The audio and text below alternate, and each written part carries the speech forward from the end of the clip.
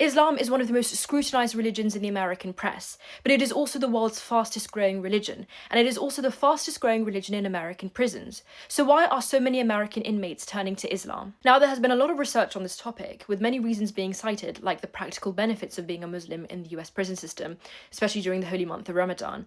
But this is not the case in all states, with many prisoners complaining that the US prison system does not accommodate their faith, and in some cases prevents them from practicing their faith. For this reason, it's difficult to actually understand how many people are converting to Islam just for the perceived benefits, which are not equal across all the states. Rather, a lot of research has focused on the social and political reasonings for converting to Islam in US prisons. Now, for some context, Muslims make up around 1% of the US population and roughly 9% of the prison population, with a large quantity of these Muslims being people that convert to Islam during their prison sentence.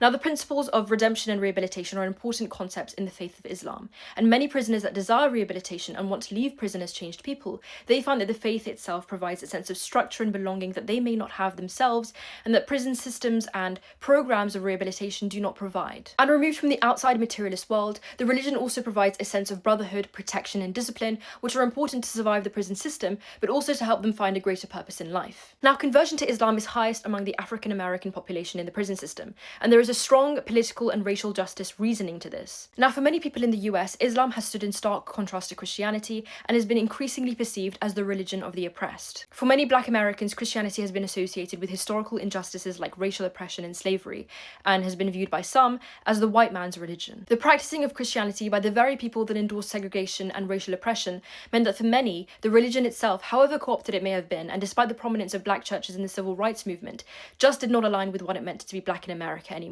By contrast, Islam has been perceived by them as endorsing racial unity, with the sites of pilgrims from all over the world in Mecca serving as just one example. This was a view most famously taken by Malcolm X, who converted to the Nation of Islam in prison. Now, despite the Nation of Islam being starkly different from traditional Orthodox Islam, Malcolm X felt disillusioned with Christianity, which he associated with the oppression of Black Americans. He found that the nation's teachings that forbade certain lifestyle choices provided a strict structure in his life that helped him overcome past addictions and find a greater purpose in life, which he found to be fighting racial injustice. After his conversion to Sunni Orthodox Islam in 1964, he wrote of his experience that Islam is the one religion that raises from its society the race problem. So how is it that a religion described by the American press as being incompatible with American values has become the source of empowerment for so many Americans?